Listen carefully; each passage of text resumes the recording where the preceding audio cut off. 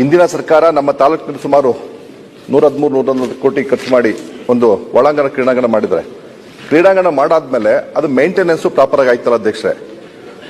ಕೆಇಬಿಯಿಂದ 8.5 ಲಕ್ಷ ರೂಪಾಯಿ KEB bill ಕಟ್ಟಿಲ್ಲ ಅಂದ್ಬಿಟ್ಟು ಕರೆಂಟ್ ಕಟ್ ಮಾಡಿದ್ದಾರೆ. ಈವ್ನಿಂಗ್ ಅಲ್ಲಿ ಅದನ್ನ ಕ್ರೀಡಾಂಗಣದಲ್ಲಿ ಪಾದಚಾರಿಗಳು ಓಡಾಡಕ್ಕೆ ತುಂಬಾ ತೊಂದರೆ ಆಗ್ತಾ ಇದೆ. ಹೆಣ್ಮಕ್ಳು ವಾಕ್ ಮಾಡಕ್ ಆಗ್ತಾ ಇಲ್ಲ. ಹಾಗಾಗಿ ಕರೆಂಟ್ ವ್ಯವಸ್ಥೆ ಇಲ್ಲ ಅಂತಂದ್ರೆ ಕ್ರೀಡಾಂಗಣ ಮಾಡೋ ಪ್ರಯೋಜನ ಹೇಳಿ. ಜೊತೆಗೆ ಅಷ್ಟೇ ಅಲ್ಲ, ಕ್ರೀಡಾಂಗಣದಲ್ಲಿ ಹೊರಗುತ್ತಿಗೆ ಆಧಾರದ ಮೇಲೆ ಮೇಂಟೆನೆನ್ಸ್ ಅವಕಾಶ ಮಾಡಿಕೊಟ್ಟಿದ್ದಾರೆ. ಸಂಬಂಧಪಟ್ಟ ಏಜೆನ್ಸಿ 2-3 ತಿಂಗಳು ಮೇಂಟೈನ್ ಮಾಡಿದರೆ ನಂತರ ಕ್ರೀಡಾಂಗಣ ಮೇಂಟೈನ್ ಮಾಡಕ್ಕಲ್ಲ ಅಂತ ರೈಟಿಂಗ್ ಅಲ್ಲಿ ಕೊಟ್ಟಿದ್ದಾರೆ. ಸುಮಾರು 4-5 ತಿಂಗಳಾಯ್ತು ಮೇಂಟೈನ್ ಮಾಡಕ್ಕಲ್ಲ ಅಂತ ರೈಟಿಂಗ್ ಕೊಟ್ಟು ಇನ್ನೂ ಟೆಂಡರ್ ಆಗಿಲ್ಲ ಅಧ್ಯಕ್ಷರೇ. ಇದಕ್ಕೆ ಸಂಬಂಧಪಟ್ಟಂಗೆ ಜೊತೆ ಹಿಂದಿನ ಸಹ 4 ತಿಂಗಳಿಂದ ಅಧಿವೇಶನ ಟೆಂಡರ್ ಸಂದರ್ಭದಲ್ಲೂ ಸಹ ಮಾನ್ಯ ಮುಖ್ಯಮಂತ್ರಿಗಳಲ್ಲಿ ಮನವಿ ಮಾಡಿಕೊಂಡಿದೆ.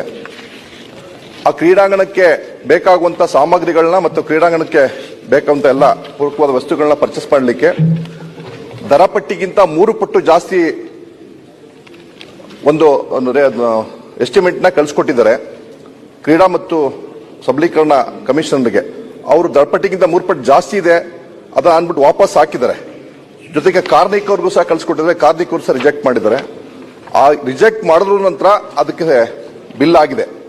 ಬಿಲ್ ಆದ ನಂತರ ಹಿಂದಿನ ಸದನದಲ್ಲಿ ಮಾತ್ರ ಸಂದರ್ಭದಲ್ಲಿ ಮಾನ್ಯ ಮುಖ್ಯಮಂತ್ರಿಗಳು ಅದಕ್ಕೆ ತನಿಖೆ ಮಾಡಿಸ್ತೀವಿ ಅಂತ ಅಂದ್ಬಿಟ್ಟು ಹೇಳಿದ್ರು. ಒಂದು ಸಮಿತಿನೂ ಮಾಡಿದ್ದಾರೆ. ಆ ಸಮಿತಿಯಿಂದ ಇಲ್ಲಿವರೆಗೂ ಯಾವುದೇ ವರದಿ ಬಂದಿಲ್ಲ ಅಧ್ಯಕ್ಷರೇ. ಹಂಗಾಗಿ ಸಮಿತಿಯಿಂದ ವರದಿ ಒಂದ್ ವೇಳೆ ವ್ಯತ್ಯಾಸ ಆಗಿದೆ.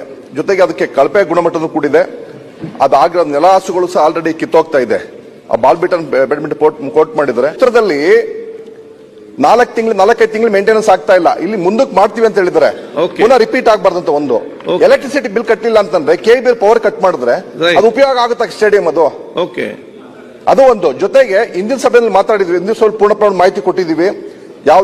ಯಾವ ಟೈಮಲ್ಲಿ ಅದನ್ನ ದರಪಟ್ಟಿ ಜಾಸ್ತಿ ಆಯ್ತು, ರಿಜೆಕ್ಟ್ ಆಯ್ತು. ಇನ್ನೂ ಅದಕ್ಕೆ ಸಂಬಂಧಪಟ್ಟಂಗೆ ಇದು ಸಮಿತಿ ನೇಮಕ ಮಾಡ್ತೀವಿ ಅಂತ ಹೇಳಿದ್ರೆ ಸಮಿತಿ ನೇಮಕ ಮಾಡಿದಾರೆ ಅಂತ ಹೇಳಿದ್ರೆ ಸಮಿತಿಯಿಂದ ಯಾವ್ದೋ ರಿಪೋರ್ಟ್ ಬಂದಿಲ್ಲ 8-9 ತಿಂಗಳಾದ್ರೂ.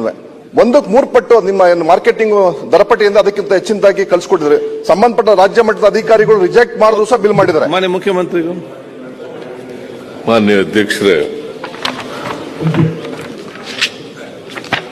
ಕೆಆರ್ಪೇಟೆನಲ್ಲಿ ಒಳಾಂಗಣ ಕ್ರೀಡಾಂಗಣ ಕೂತ್ಕೊಳ್ಳಿ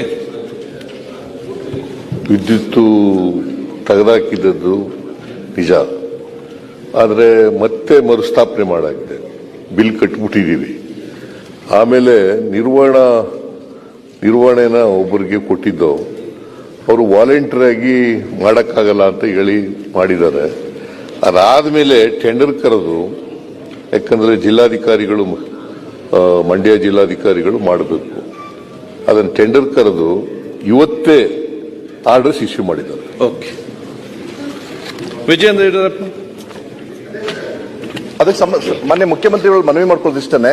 ನಾನು ಕಳೆದ ಸೆಷನ್ಲೇ ಅದಕ್ಕೆ ಸಂಬಂಧ ಇದಕ್ಕೆ ಟೆಂಡರ್ 1:3 ಪಟ್ಟು ಜಾಸ್ತಿ ಆಗಿಲ್ಲ. ಅದಕ್ಕೆ ಸಂಬಂಧಪಟ್ಟಂಗೆ ಒಂದು ಕಮಿಟಿ ಫಾರ್ಮೇಶನ್ ಮಾಡಿದಂತ ಉತ್ತರವನ್ನು ಕೊಟ್ಟಿದ್ರಿ, ಇಲ್ಲಿ ಮಾಡಿದ್ವಿ ಅಂತ ಹೇಳಿದ್ರಿ. ಆ ಕಮಿಟಿಯಿಂದ ಯಾವ್ದು ರಿಪೋರ್ಟ್ ಬಂದಿಲ್ಲ ಸರ್. ಅದಕ್ಕೆ ರಿಪೋರ್ಟ್ ತರಿಸ್ಕೊಡ್ತೀನಿ ಅವರು. ಓಕೆ.